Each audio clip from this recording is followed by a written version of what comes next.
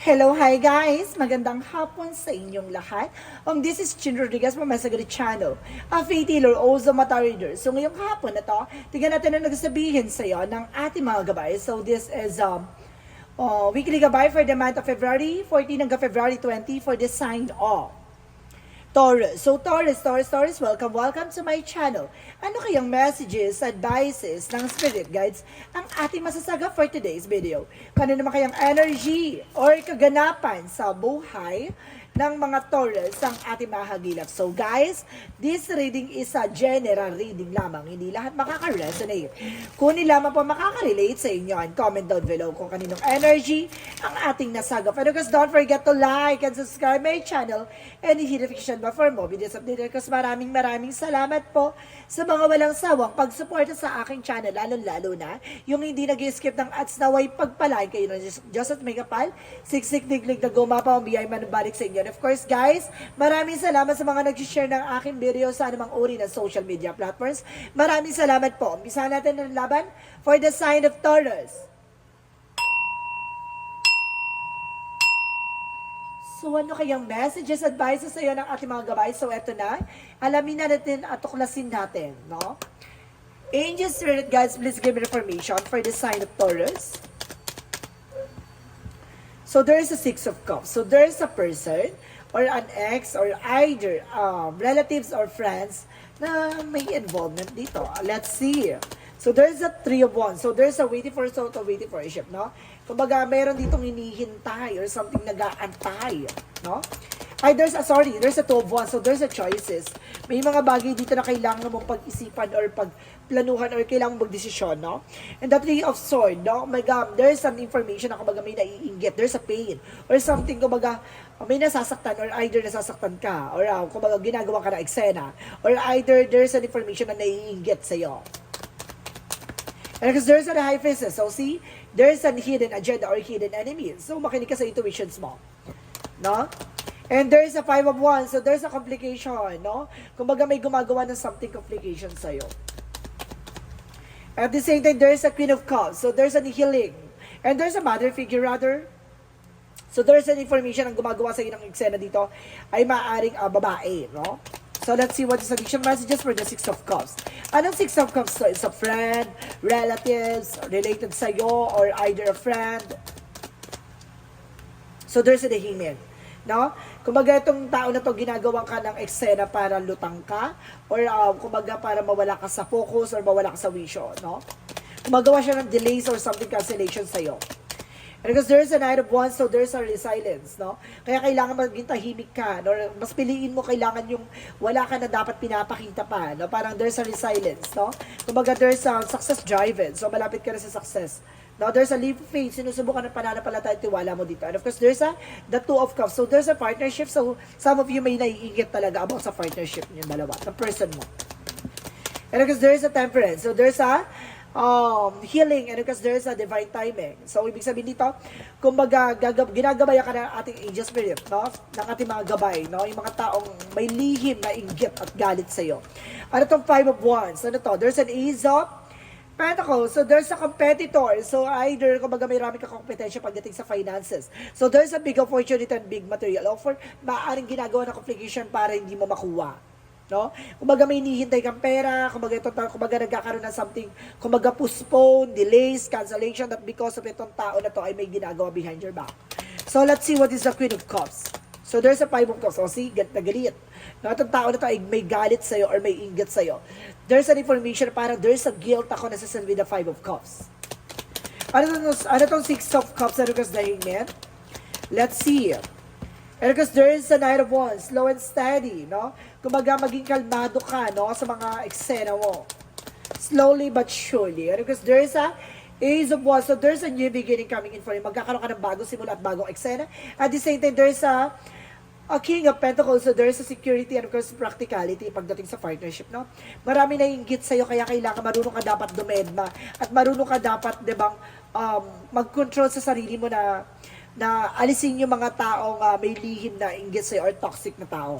And that Three of Wands, so there's a waiting for a soul or waiting for a ship. So there's a information na trouble, guys. So ibig sabihin dito maraming ganap sa buhay mo na kumbaga magtutuloy-tuloy na. And because there's a Page of Pentacles, investment. So, ibig sabihin dito, kumbaga, this is the big opportunity for you na, kumbaga magkakaroon ka na ng something ipon or something savings. Kumbaga, this is the big savings coming in for you. Kumbaga, marami man sumusubok kontrahin at maraming man sumusubok na gawan ka ng eksena, pero tuloy-tuloy pa rin yung pasok sa'yo.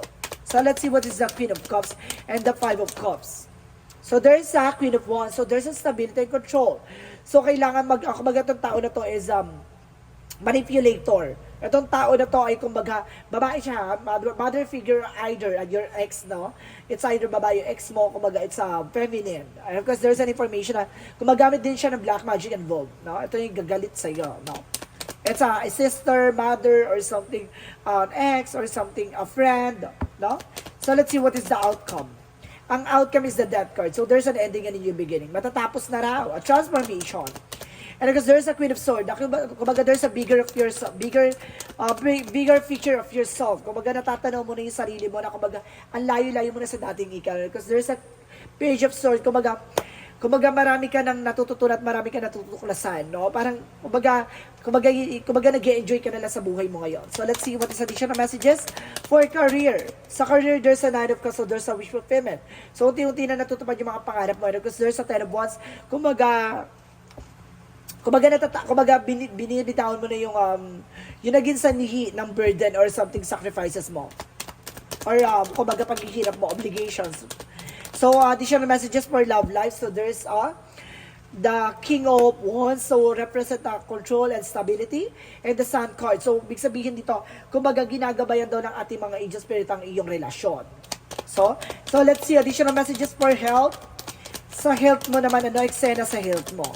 So, there's a Four of Pentacles. So, there's a secure, no? Kumbaga, kailangan mo protection ng yung health mo. There's a Knight of Swords. Nagkakaroon ka ng anxieties or sleepless nights. So, some of you hindi ka makatulog. Or some of you nananaginip ka. Or some of you, there's a fear. May kinakatakutan ka dito. So, let's see what is the magical fairy messages for you.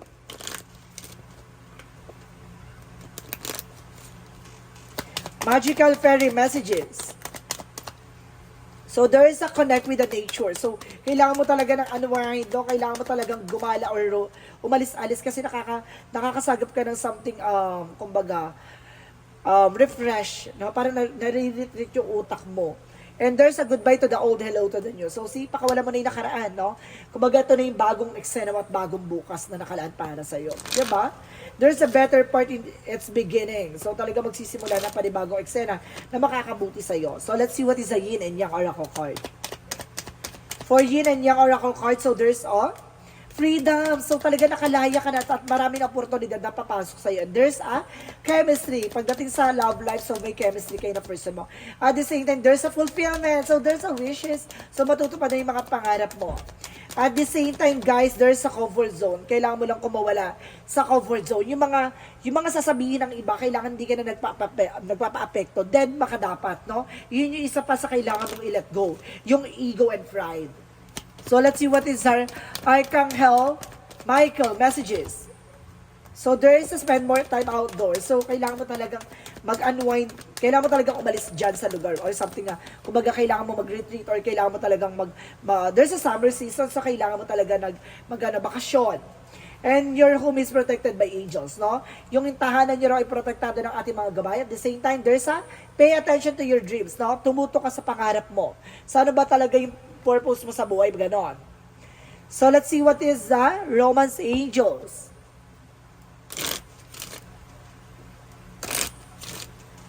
Romance Angels represent passion. So, talaga pagdating sa love life, no? Talagang allow your heart with the soul sing and joy, no? A religious factor. So, talagang there's a spiritual part pagdating sa relationship. So, talagang pinagbuklod kayo ng ating mga gabay at ating Panginoon, no? Talagang there's a religious factors, no? Malaking factor sa inyo ang iyong relasyon, no? So, let's see what is additional messages for angel spirit guides.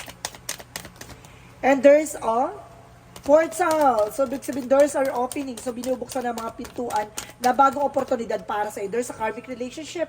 So, there's a union energy and of course, there's a growth, soul growth. No? Talagang may ugat talaga ng extra pagdating sa spiritual sa inyo. No? May kumbaga, there's a conflict. So, ibig sabihin, may mga talagang pagdadaanan kayo. No?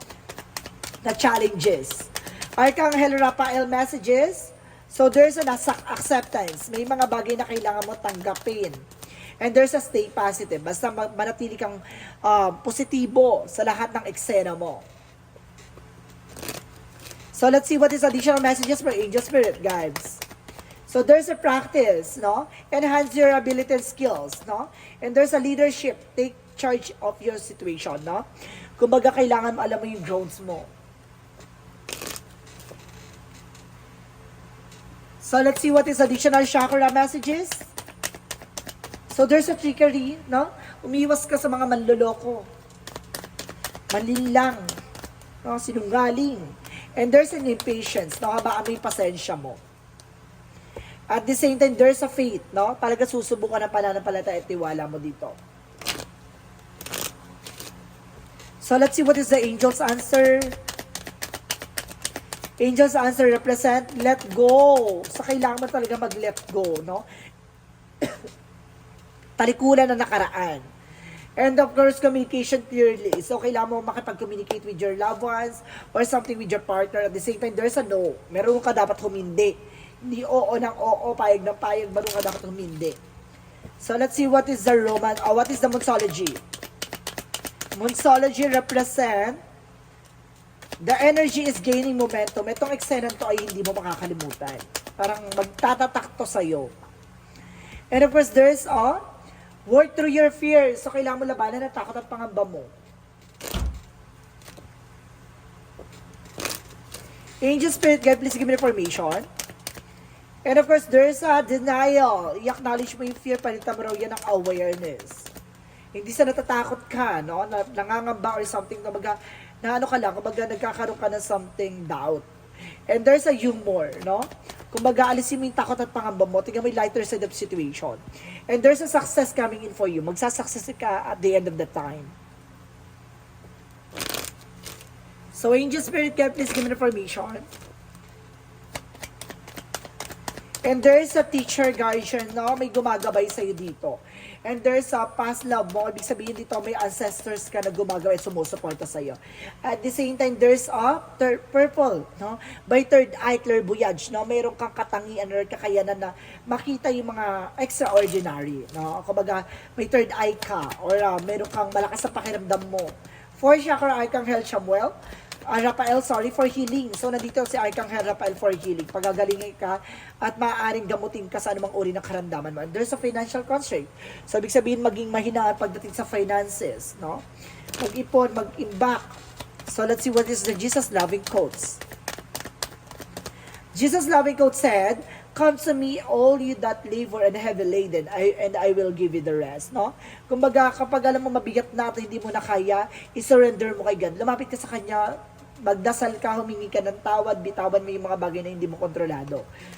No? Kumbaga, hayaan mo na si God yung gumawa ng eksena. Kumbaga, keep going lang. No? Grind lang ng grind. So, let's see what is the angel's number. So, there's a 3, I am charismatic. So, malakas ang charisma mo dito. No? So, sinasabi dito, expressions comes naturally to you, are very skilled in communicating your thoughts. Through conversation and charismatic pursuits, you are able to get others on board with your ideas. So, see, malakas ang atake mo dito, no? Kumbaga na ano mo sila, parang, naiengganyo mo silang sumunod sa eksena mo or something sa negosyo. Kumbaga, malakas ang charisma mo, ang hatak mo sa tao. So, let's see what is the messages of life. Messages of life represent a unity. So, may pagkakaisa dito. So, sinasabi dito, today, I bring my attention into the present moment where I become one with my inner light. As I make these conscious connections, I find myself centered in my heart and begins to glow with my own divinity. Unions with my inner light provides me with a wise and stable base on my which I am. I can now live every day of my life. So, see, kumbaga alam mo yung mga bagay na kailangan mong pakisama or kailangan mong kumbaga makisama, no? pati sa spiritual, sa isip, sa salita at sa gawa, no? Kailangan mo rin talagang i-connect yung sarili mo, no, sa mga bagay-bagay na makakatulong sa'yo at magbibigay sa'yo ng kaliwanagan at malinaw na kaisipan. So guys, this reading is weekly gabay for the month of February, 14 hanggang February 20 for this sign of Taurus. So Taurus, maraming salamat for this wonderful reading. So once again, this reading is a general reading lamang. Hindi lahat makaka-resonate. Kunin lamang pa makaka-relate sa inyo. And comment down below kung kaninong energy ang ating nasagap. Pero because don't forget to like and subscribe my channel. And hit the notification bell for more videos update. Kasi maraming salamat po sa mga walang sawa pag-suporta sa aking channel, lalo na hindi nag-skip ng ads. Naway pagpalain kayo ng Diyos at may kapal siksik-liglig na gumapa ang biyay manumbalik sa inyo. And of course guys, maraming salamat sa mga nag-share ng aking videos sa mga uri ng social media platforms. Maraming salamat po and see you in the next video. Bye-bye and babush!